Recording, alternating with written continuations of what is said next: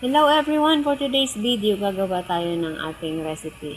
Ako ang inyong gaya-gayang kusinera. Gagawa tayo ng chicken stuff. Ayan, ito guys yung unahin ko lang yung mashed potato. Siyempre nilaga ko lang yan.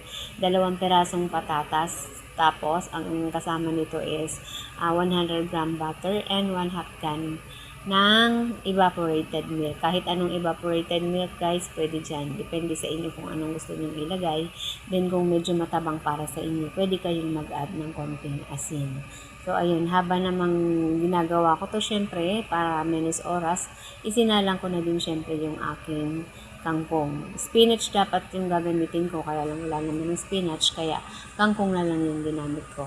Pagkalaga na to guys, gagawin naman natin is pipigain naman natin siya para matanggal yung kanyang katas. Dahil yan po ang gagamitan nating palaman dun sa ating stuffed chicken. Ang gagamitin naman natin dito, kasama nung palaman ng spinach or kangkong is cream cheese. Kung wala kayong cream cheese, gumawa na lang kayo ng mayonnaise at saka yung Eden cheese. Yun ang ginamit kong alternative para dun sa ating cream cheese. So, ayun. Ang ginamit ko rin ditong part ng chicken, guys. Depende rin sa kung anong gusto nyo. Pwedeng thigh, o yung legs pala, at pwede din namang, anong tawag dito, yung breast part ng chicken. Kasi yun ang malaman. Kung ano yung malaman, guys, yun ang gamitin natin. Kasi hindi naman natin maano kung may buto yung gagamitin natin chicken.